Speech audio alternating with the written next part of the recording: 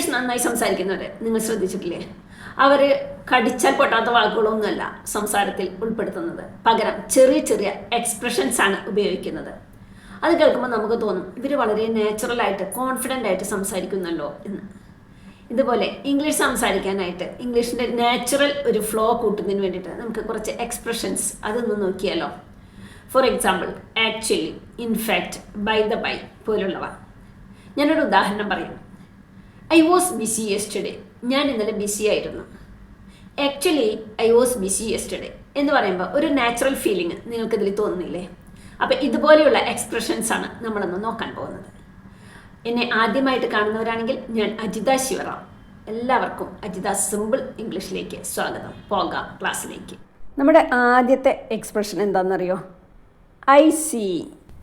അതായത് മനസ്സിലായി, അങ്ങനെയാണോ എന്നൊക്കെ ചോദിക്കാനായിട്ട് നമ്മൾ യൂസ് ചെയ്യാറുണ്ടത്. I couldn't come because I was busy. തിരക്കായിരുന്നതിനാൽ എനിക്ക് വരാൻ കഴിഞ്ഞില്ല. ഓഹോ, ഐ സീ, അങ്ങനെയാണോ, അല്ലെങ്കിൽ മനസ്സിലായി എന്നൊക്കെ ഒരു അർത്ഥത്തിൽ നമുക്കിത് യൂസ് ചെയ്യാം. I see. അടുത്തത് ഗോട്ട് ഇറ്റ്. മനസ്സിലായി, അതും ശരി, പിടികിട്ടി എന്നൊക്കെ ഒരു അർത്ഥത്തിൽ നമുക്ക് യൂസ് ചെയ്യാം. നീ എന്തായി ചെയ്തു വെച്ചിരിക്കണത്? എത്ര പ്രാവശ്യം നിൻ്റെ അടുത്ത് പറഞ്ഞു? നിനക്ക് മനസ്സിലായില്ലേ? I got it mom, I won't do it again. ഇത് നമ്മുടെ മക്കളോട് നമ്മൾ ചോദിക്കുമ്പോൾ അവർ പറയും ഐ ഗോട്ട് ഇറ്റ്, എനിക്ക് മനസ്സിലായി. I won't do it again, ഇനി ഞാനത് ചെയ്യില്ല. അപ്പോൾ ഇങ്ങനെയുള്ള അവസരങ്ങളിലൊക്കെ ഗോട്ട് ഇറ്റ് എന്നത് നമുക്ക് യൂസ് ചെയ്യാം. ഫോർ റിയൽ, സത്യമാണോ, നേരാണോ? ഒരു കാര്യം കേട്ടിട്ട് വണ്ടർ അടിച്ചിരിക്കുന്ന സമയത്ത്, അതായത് അത്ഭുതപ്പെട്ടിരിക്കുന്ന സമയത്ത് ചോദിക്കുന്ന ചോദ്യമാണ് കേട്ടോ. ഫോർ റിയൽ, സത്യമാണോ, കേട്ടതൊക്കെ നേരാണോ എന്ന് ചോദിക്കില്ലേ? നമുക്ക് വിശ്വസിക്കാൻ പറ്റാതെ, അതിനായിട്ടാണ് നമ്മളത് യൂസ് ചെയ്യുന്നത്. Are you moving to Canada? For real? നീ കാനഡയിലേക്ക് മാറുന്നത് സത്യമാണോ? Are you moving to Canada? For real? സത്യമാണോ അത്? For real? Is she married? സത്യമാണോ, അവളുടെ വിവാഹം കഴിഞ്ഞതാണോ? ഇങ്ങനെ നമ്മൾ അതിശയമായിട്ട് ഓരോ കാര്യങ്ങൾ ചോദിക്കില്ല. വണ്ടർ അടിച്ച് നിൽക്കുന്ന സമയത്ത് നമുക്ക് ചോദിക്കാൻ പറ്റുന്നതാണത്. ഫോർ റിയൽ, സത്യമാണോ, സത്യമായിട്ടുള്ളതാണോ എന്ന്. അടുത്തത് ആക്ച്വലി, സത്യത്തിൽ, യഥാർത്ഥത്തിൽ. സത്യത്തിൽ ഞാൻ കേരളത്തിൽ നിന്നാണ്. Actually I am from Kerala. സത്യത്തിൽ എനിക്ക് കോഫി ഇഷ്ടമല്ല. Actually I don't like coffee. After all, എന്തായാലും, ഒടുവിൽ നോക്കുമ്പോൾ. Why are you helping him? നീ എന്തിനാ അവനെ ഹെൽപ്പ് ചെയ്യുന്നത്? എന്തായാലും അവനെന്റെ സഹോദരനല്ലേ. After all he's my brother. After all he's my brother. എന്തുതന്നെയായാലും അവനെന്റെ സഹോദരനല്ലേ. ബൈ ദ വേ, അതിരിക്കട്ടെ, വേറൊരു കാര്യം കൂടെ പറയട്ടെ എന്നൊക്കെ പറയാനായിട്ട് നമ്മൾ യൂസ് ചെയ്യുന്നൊരു എക്സ്പ്രഷനാണ് കേട്ടോ. By the way, did you call mom? അതിരിക്കട്ടെ, നീ നിൻ്റെ അമ്മയെ വിളിച്ചോ? By the way, did you call mom? നീ നിൻ്റെ അമ്മയെ വിളിച്ചോ? വേറൊരു കാര്യം കൂടി ഉണ്ടെന്ന് പറയാൻ, സംസാരത്തിനിടയിൽ പുതിയൊരു കാര്യം പറയാനായിട്ട് സുഹൃത്തിനോട് സംസാരിക്കുമ്പോൾ പെട്ടെന്നൊരു കാര്യം ഓർമ്മ വന്നു, അത് പറയാൻ വേണ്ടിയിട്ടാണ് നമ്മളിത് യൂസ് ചെയ്യുന്നത്. By the way. എനിവേ, എന്ത് തന്നെ ആയാലും. Anyway, let's talk about something. നമുക്ക് വേറെ എന്തെങ്കിലുമൊക്കെ സംസാരിക്കാം. എന്തായാലും നമുക്ക് വേറെ എന്തെങ്കിലുമൊക്കെ സംസാരിക്കാം. ഒരു ഡിസ്കഷൻ അവസാനിപ്പിക്കാനോ വേറെ എന്തെങ്കിലും ഒരു ടോപ്പിക്കിലേക്ക് കടക്കാനോ നമുക്കത് യൂസ് ചെയ്യാം. ഇത് നമുക്ക് ഇൻട്രസ്റ്റ് ഇല്ലാത്ത, ആവശ്യമില്ലാത്ത കാര്യങ്ങൾ ആരെങ്കിലുമൊക്കെ സംസാരിക്കില്ലേ, അപ്പൊ അത് വിട്ട് നമുക്ക് വേറെ എന്തെങ്കിലുമൊക്കെ സംസാരിക്കാം എന്ന് പറയില്ലേ. അതിനു വേണ്ടിയിട്ട് നമ്മൾ ഇംഗ്ലീഷിൽ യൂസ് ചെയ്യുന്ന ഒരു എക്സ്പ്രഷൻ ആണ് കേട്ടോ അത്. നെവർ മൈൻഡ്, സാരില്ല, വിട്ടേക്കൂ എന്നൊക്കെ അർത്ഥമാണ്. Can you help me? എന്നൊന്ന് സഹായിക്കൂ. അല്ലെങ്കിൽ വേണ്ട, ഞാൻ തന്നെ ചെയ്തോളാം, സാരില്ല, കുഴപ്പമില്ല. Never mind, I will do it myself. Never mind, I'll do it myself. Not really, അങ്ങനെയൊന്നുമില്ല, അത്രയ്ക്കൊന്നുമില്ല എന്നൊക്കെ ഒരു അർത്ഥമാണ്. നിനക്ക് സ്പൈസി ഫുഡ് ഇഷ്ടമാണോ? Do you like spicy food? ഏയ്, നോട്ട് റിയലി, അത്രയ്ക്കൊന്നും ഇഷ്ടമൊന്നുമല്ല. നോട്ട് റിയലി, അത്രയ്ക്കൊന്നുമില്ല, കുറച്ചൊക്കെ ഒരു ഇഷ്ടമാണ്. എന്ന് പറയില്ലേ, ഇനി നമുക്ക് ജസ്റ്റ് ഈ ഒരു വേർഡ് യൂസ് ചെയ്താൽ മതി. നോട്ട് റിയലി, അറ്റ്ലീസ്റ്റ് കുറഞ്ഞത്, അറ്റ്ലീസ്റ്റ് ട്രൈ വൺസ്, കുറഞ്ഞത് ഒരിക്കലെങ്കിലും ഒന്ന് ശ്രമിക്കൂ.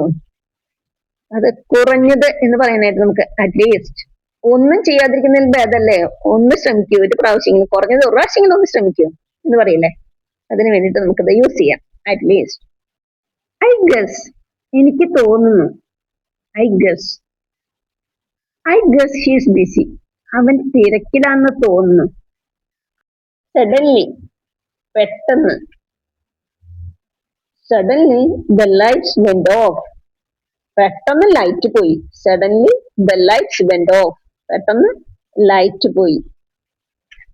അടുത്തത് ഓണസ്റ്റ്ലി, സത്യസന്ധമായി പറഞ്ഞാൽ. Honestly I don't know the answer, സത്യസന്ധമായി പറഞ്ഞാല് എനിക്ക് ഉത്തരം അറിയില്ല കേട്ടോ. സത്യസന്ധമായി, സ്വന്തം അഭിപ്രായം തുറന്നു പറയാനായിട്ട് നമുക്ക് ഓണസ്റ്റ്ലി എന്നത് യൂസ് ചെയ്യാം. ലക്കിലി, ഭാഗ്യവശാൽ, ഭാഗ്യവശാൽ എനിക്ക് ബസ് കിട്ടി. Luckily I got the bus. Basically, അടിസ്ഥാനപരമായി, ചുരുക്കത്തിൽ പറഞ്ഞാൽ. Basically it's a simple process. അടിസ്ഥാനമായിട്ട് പറയുകയാണെങ്കിൽ, അടിസ്ഥാനപരമായിട്ട് പറയുകയാണെങ്കിൽ ഇതൊരു ചെറിയ പ്രക്രിയയാണ്. Basically we need more time. ചുരുക്കത്തിൽ പറഞ്ഞാൽ നമുക്ക് കുറച്ച് കൂടുതൽ സമയം വേണം. ഇങ്ങനെയൊക്കെ പറയാനായിട്ട് നമുക്ക് ബേസിക്കലി എന്നത് യൂസ് ചെയ്യാം. അപ്പൊ എപ്പോഴാ യൂസ് ചെയ്യാം?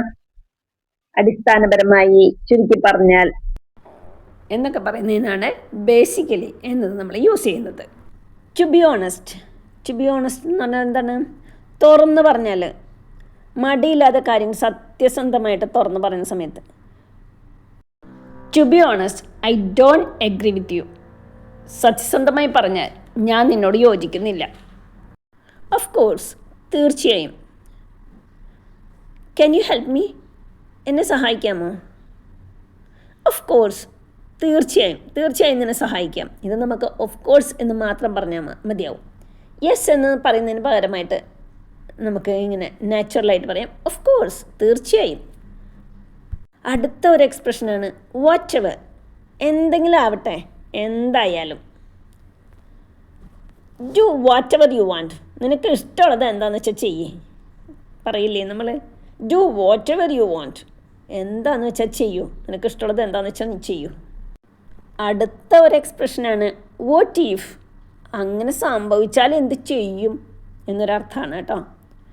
What if it rains tomorrow, നാളെ മഴ പെയ്താൽ എന്ത് ചെയ്യും? ഇത് നമ്മൾ യൂസ് ചെയ്യുന്നത് വരാനിരിക്കുന്നൊരു സാധ്യതയെക്കുറിച്ച് ആശങ്കപ്പെടുകയാണ്, അല്ലേ, ആലോചിക്കുകയാണ്. മഴ വന്നു കഴിഞ്ഞാൽ എന്ത് ചെയ്യും? അതുപോലെ നാളെ സ്കൂളിൽ പോകാതിരുന്നാൽ എന്ത് ചെയ്യും? ഇങ്ങനെ നമ്മൾ വരാനിരിക്കുന്നൊരു കാര്യത്തെക്കുറിച്ച് ആശങ്കപ്പെടുന്ന സമയത്ത് നമുക്ക് ഇങ്ങനെയുള്ള എക്സ്പ്രഷൻസൊക്കെ പറയാം. നിങ്ങൾക്കിതെല്ലാം മനസ്സിലായി കാണുമെന്ന് ഞാൻ കരുതുന്നു. ഇതെല്ലാം നമ്മൾ ഡെയിലി യൂസ് ചെയ്യുന്ന നാച്ചുറൽ സ്പോക്കൺ ഇംഗ്ലീഷ് ഫ്ലുവൻസിക്ക് വേണ്ടിയിട്ട് നമ്മൾ യൂസ് ചെയ്യുന്ന എക്സ്പ്രഷൻസ് ആണ് കേട്ടോ. അപ്പോൾ ഞാൻ ഈ പറഞ്ഞത് കൂടാതെ നിങ്ങളും ഇത് പ്രാക്ടീസ് ചെയ്ത് പഠിക്കാനായിട്ട് നോക്കുക, വേറെ സെൻറ്റൻസസ് വെച്ചുകൊണ്ട്. അപ്പോഴാണ് നിങ്ങൾക്കിത് കൂടുതൽ മനസ്സിലാകുന്നുള്ളൂ. അതുപോലെ ഫ്ലുവൻ്റായിട്ട് സംസാരിക്കാൻ എവിടെ എങ്ങനെ യൂസ് ചെയ്യണം എന്നൊക്കെ മനസ്സിലാവുള്ളൂ. അപ്പോൾ ക്ലാസ് യൂസ്ഫുൾ ആണെന്ന് കരുതുന്നു. അടുത്ത ക്ലാസ്സിൽ നമുക്ക് വീണ്ടും കാണാം. അതുവരേക്കും take care and bye from Ajitha Sivaram.